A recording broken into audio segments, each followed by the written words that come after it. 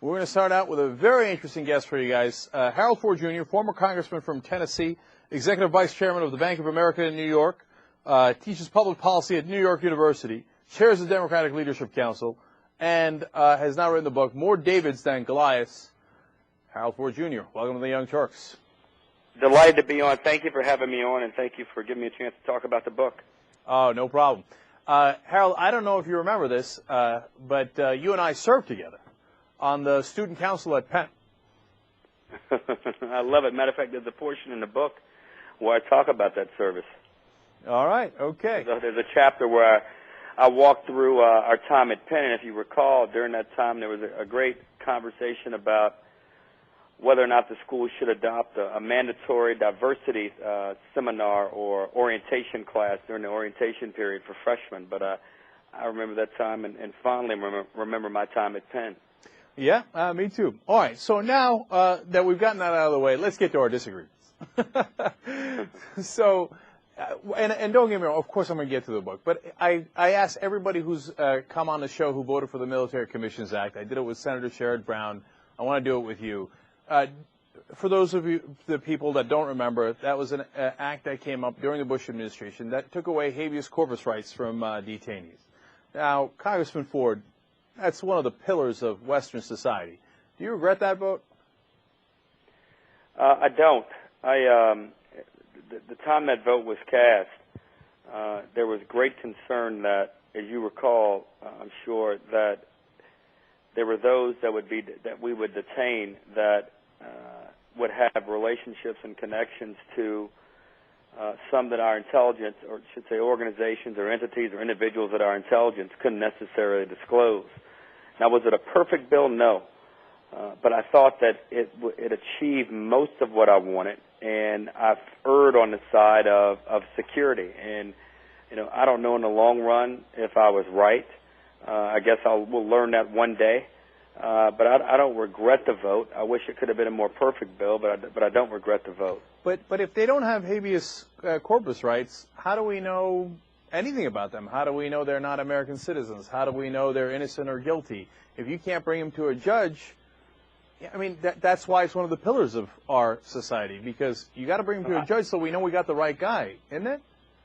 It is. I didn't doubt that part. I don't dispute that part of what you're saying, but but the conditions were extraordinary. It wasn't as if it was just introduced out of the blue. We introduced it in the aftermath of I don't mean like some people who I think sometimes exploit for political purposes September the 11th, but we can't ignore the reality of it, and I don't suggest that you are. We just may have a difference of opinion on which side to err on with regard to this bill. Now, I admit there's a lot of trust being placed in government because of this bill, or I should say as a result of this bill, and the fact that they get right the policy, and for that matter, the decisions they make about who to detain. But that was a risk I was willing to take, and again, I don't regret that risk. I wish, again, it was a more perfect piece of legislation. I respect your opinion on it, but I don't regret my vote on that. All right, we definitely do disagree on that. So one other issue that we disagree on, again, when you were a congressman, you voted for the bankruptcy bill. Now, that by itself is an interesting question, and of course I'm going to let you address it. But I guess my problem with it is, you know, that bill made it harder for regular Americans, middle-class Americans, et cetera, to declare bankruptcy, right? But then we turned around and we bailed out the largest banks in the country when they went bankrupt, including the bank you worked for, Merrill Lynch. And, you know, the Memphis Flyer says that you received some of that bailout money in a bonus. Now, why do the largest banks in the country get bailed out when they go bankrupt, but when an average American does, well, then, you know, we lay down a hammer on? Well, I think there are two questions there, and they're good questions. First, the bank that I work for has reimbursed, rightly so, the government, not only the taxpayers, $45 billion plus interest, roughly $6 to $7 billion in interest, which was the right thing to do because that's what TARP called for. I think when we talk about the TARP exercise, we should at least talk about it in the full context. Banks who actually received taxpayer dollars. It wasn't a bailout, because a bailout implies that you don't pay back. People paid back plus interest. Now, the bailout aspect of TARP is that it saved the financial institutions. And in the process of helping to save financial institutions, we actually save the taxpayers and consumers as well, because had these institutions gone belly up, you and I are educated enough from a great institution to know that the implications and ramifications for our domestic U.S. economy would have been enormous, and not to mention the impact it would have had on the global economy. Two, your question about the bankruptcy bill. Well, let me just finish on the TARP thing. The real money in TARP, as you probably know, went to three other institutions that have not paid back the money. One of them says it will, that being AIG, and the other two are Fannie Mae and Freddie Mac. Now, Fannie Mae and Freddie Mac are criticized roundly by the press and even by some politicians. There are those even in the banking community who blame them or suggest they're the culprits for the collapse of the U.S. economy and the global banking system, rather. I don't fully agree with that. Fannie and Freddie are backstoppers, as you and I know, of an overwhelming majority of all home mortgages in this country. So if we don't continue to provide financial support for Fannie and Freddie, we thought the financial crisis in 2008 was terrible. In 2007, 8, and part of 2009 was terrible. You and I think most Americans can't comprehend the kind of tumult and economic upheaval that would come about if we discontinued our support for Fannie and Freddie. I know you're going to get to the bankruptcy bill, but let me I'll get to that now. But I just think that's important to put all of that out there. I know, I got you. And let me step in for a second because I want to connect those things, right? Because, look, TARP money, Bank of America winds up paying that back, right? But, of course... 40, to be honest, it was so you know, it's $20 billion that was provided to Merrill Lynch, and then $25 billion that Secretary Paulson, when he called all of the banks in early October to Washington to say that you're now going to have a new partner. That was when Morgan Stanley and Goldman Sachs became bank holding companies. That was the arrangement, just to put it all in, to put the context out. Right, but the TARP money is only about 10% of the problem. Okay, the other 90% is the indirect bailouts, the borrowing at 0% interest rate, and then sometimes lending it back to the Treasury at 4%, which is just taking our money, honestly. And then you've got, the issue of Freddie Mac and Fannie Mae that you brought up, where the banks take the bad loans they made and they dump them on Freddie Mae and Freddie Mac. I mean, those guys should have never bought them, but that's not a public... But be clear now, it wasn't dumping. Fannie and Freddie bought them. I wasn't working for the banks then. I wasn't working for Merrill Lynch. I was in the Congress at that time. And that's where I take responsibility. I had nothing to do with the decisions that Merrill Lynch made about it or Bank of America made about. I work for them now, and I'm proud of where I work. But I had nothing to do with making those trading decisions. But I did work in Congress, right? And we did not appreciate the gravity of the challenge that Fannie and Freddie faced. And I was on the banking committee, and that's where I take responsibility, not at Bank of America. Right. That's why I wanted to connect it back to the bankruptcy bill. And Freddie Mac and Fannie Mae are a disaster, and we're never going to get that money back, and it drives me crazy. But understand that. But if you're going to criticize them, I just think it's fair to also point out that we as consumers and taxpayers also bear some responsibility, and that we took on as a nation. I personally am fortunate that even before I left Congress, I didn't take on this kind of debt. I never refinanced my home to buy things. There were Americans who did. Now, they were encouraged by a culture of excess in the country, but people did. This was not something just done by a handful of people. And in fairness, even the money provided by the Fed, these Fed facilities, these credit facilities, I don't mean to get in the weeds, but we've gotten there a little bit. These credit facilities not only help banks, but they help a number of other financial institutions, including hedge funds and private equity firms as well. No, but, okay, now that we're in the weeds then, and I really do want to get back to the bankruptcy bill in a second, but you are... we can't. I don't mean to get away from that. No, but that's a very important and interesting point, because you're still executive vice chairman at Bank of America.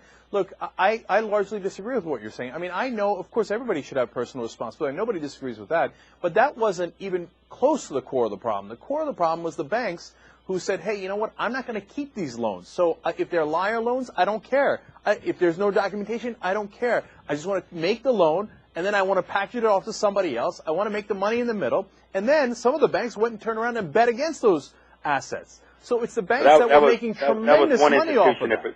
That was one institution in particular that got some criticism and has now been on the screen. That was Goldman Sachs. So I think one particular transaction, but almost all of the banks made the mortgages and then funneled them off to other places, whether it's Freddie Mac, Fannie Mae, whether they did derivatives trading or not. But the problem was that the banks set up the system wrong. And again, I'm not trying to criticize Goldman Sachs. I just think it's fair to. But since you're going to we'll go this far. Let's take one other step. one of the reasons the banks were able to do this, and one of the things that Congress, when I was there, that we evaluated, and it was an important factor in that evaluation, was how all of this debt or these mortgage products, we're talking we may be talking above the understanding of some people about this, and I say that not to be critical of people, but I think there are people even in the financial services industry who don't understand this fully. But there were the ratings agencies, credit rating agencies out there graded all of this debt the highest grade. So there was a sense that in the marketplace that whether it was accurate or not, but at least those who were assigned to make these grades, they graded this all at the highest level. My only point is, I think I don't run from the blame. I think the majority of the blame that if you're going to assign blame here, I think is part of what we did in Congress in terms of not appreciating the gravity, not a small part, but a big part of not appreciating the gravity of how this debt was graded and allowing Fannie and Freddie. Right, but I'm wondering now if people inside the Bank of America understand the problems that can come up in the future, because those rating agencies, of course, they're going to give you great ratings on all your assets because you're the ones paying them. But why do you? The system is all wrong. But again, why do you excuse them so easily?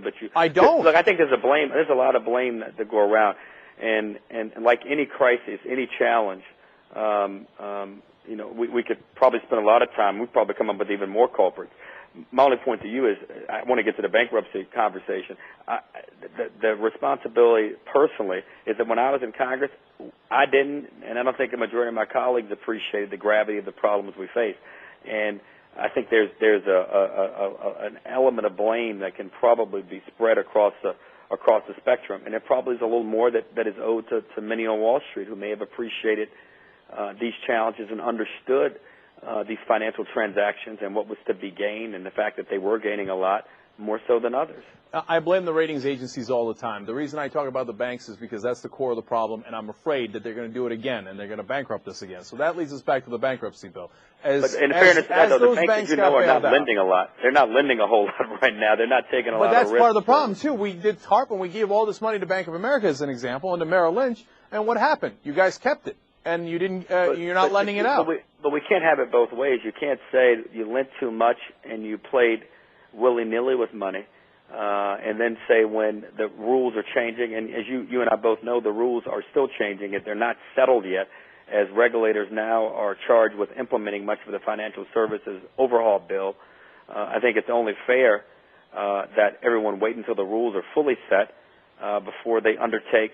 I should say new lending activity. Again, I'm not here to defend. If we want to have a conversation about banking, I'm happy to have it. But I do think there's some credibility to the argument, credence to the argument that we ought to at least wait. And this is our position at the bank. We ought to wait until a lot of the details are sorted out. As you know, there are new capital requirements. There are a whole range of things that we're being, I think, rightly charged to do in this legislation. And the bank I work for, I'm glad we paid the TARP back. I'm glad we paid it back with interest. We not only glad we were supposed to do that, and we did our job. We're talking to former Congressman Harold Ford Jr., who's from Tennessee, and now he's Executive Vice Chairman at Bank of America. That's part of the reason for this conversation, and he also chairs the DLC. And I teach at NYU, and I'm a commentator in MSNBC also. Those are all things that are absolutely true. So to finish up the bankruptcy conversation, it seems like we were so much tougher, as I was saying in the beginning, on the middle class in this country and the average guy than we were on the richest people and the top banks. Well, I'll tell you this.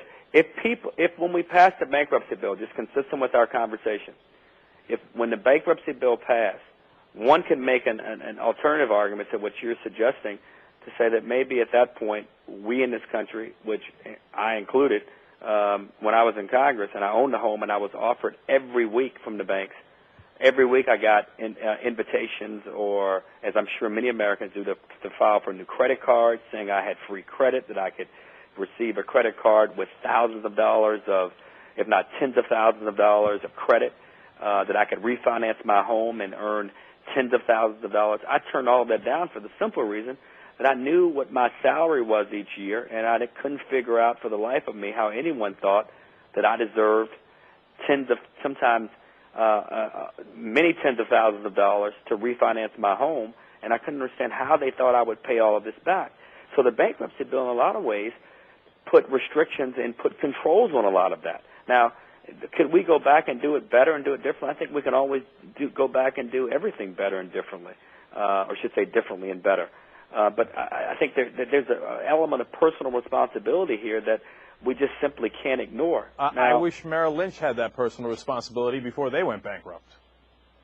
Well, when Merrill Lynch never went bankrupt. Merrill Lynch was, as you know, they got bailed out. I mean, wait. If couldn't a person who has to deal with the bankruptcy bill you passed say, "Well, I didn't go bankrupt. The government gave me $1 billion." I mean, if they get a bailout, they wouldn't have gone bankrupt either. Right, but understand though, in fairness, I'm not here to suggest that banks were not treated very fairly by the government, but understand how it all happened. I think you and I could both agree that if TARP had not been passed, that the upheaval, economic upheaval and personal upheaval for so many Americans at every economic strata would have been exponentially worse than what we experienced in 2008 and 2009. And we're talking to Congressman Harold Ford. He wrote the book, More Davids Than Goliaths. Well, let's connect all of this, right? You said you didn't... I want to hear how you're going to do this now. Right, because you said you didn't take those loans because you didn't think it made sense and your budget couldn't handle it. But, Congressman, I mean, you're so much more powerful and richer than the average guy. I mean, you're going to be able to... No. But that's not fair to say. I was in Congress. I had a great salary. I found myself in the top 5% of earners in the country. It is public what members of Congress make.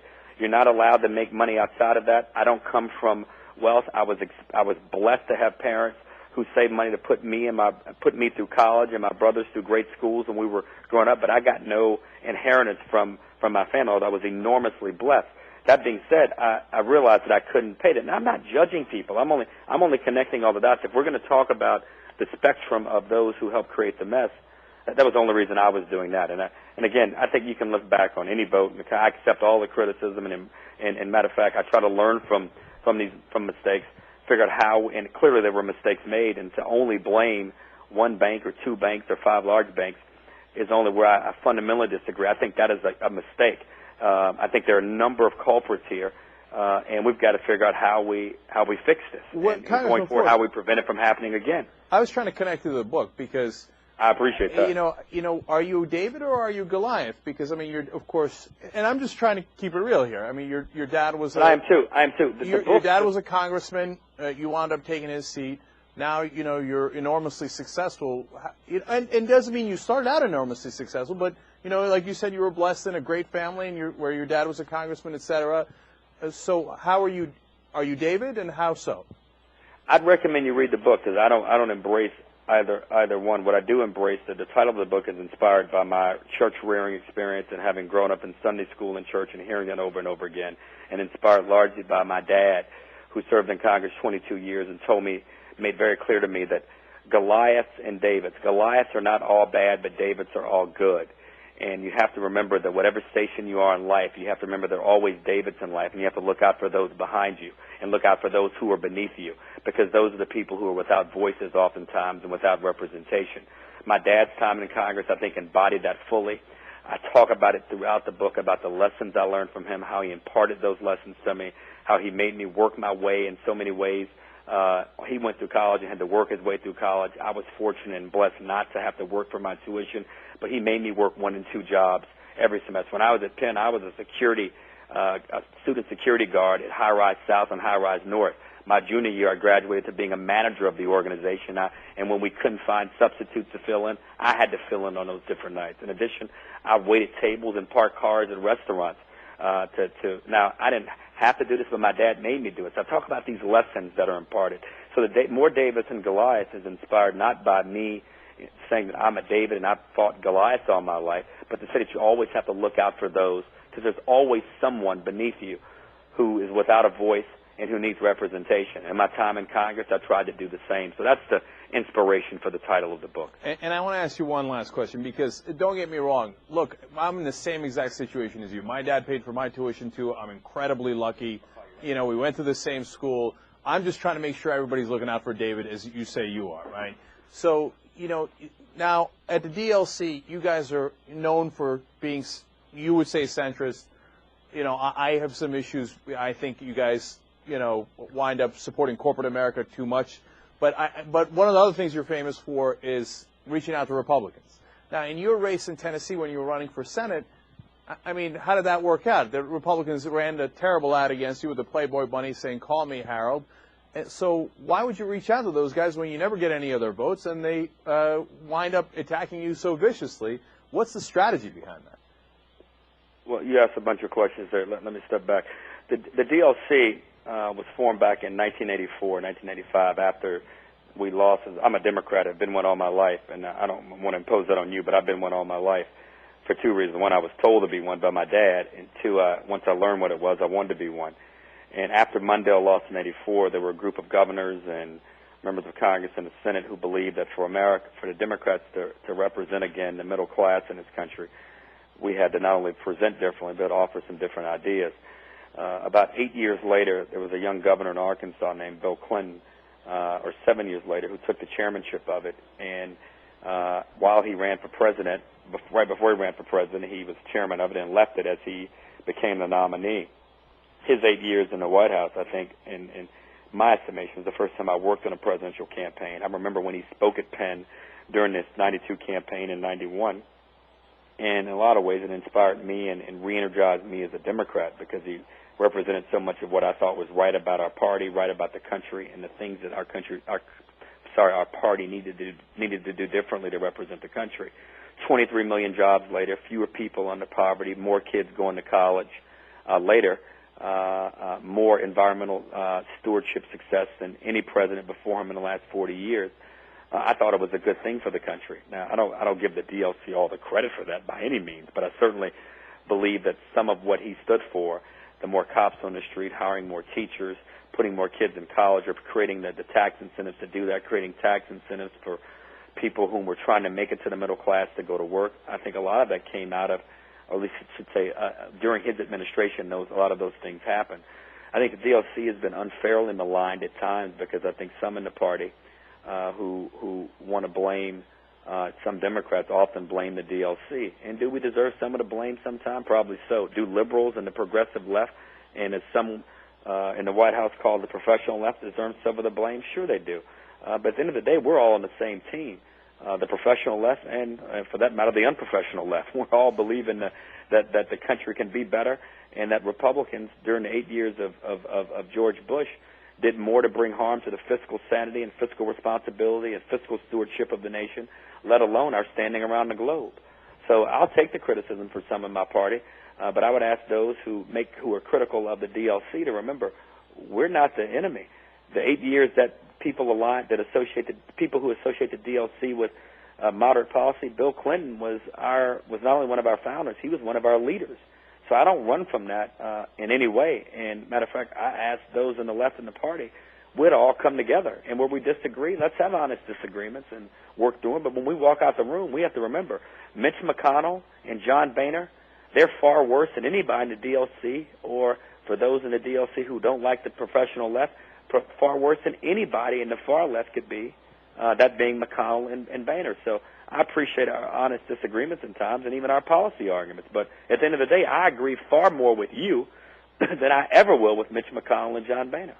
All right, we're going to leave it right there. Congressman, you've been very patient with us. We appreciate it. And everybody, the book is More Davids Than Goliaths from Harold. The book's a fun read. I hope people take a look at it. It's not about all this, as much about politics as much about how I grew up in it. And if you're young and you like politics, you might like the book. All right. Congressman, again, thank you for your patience. We appreciate it. Thanks for having me. All right. Young Turks.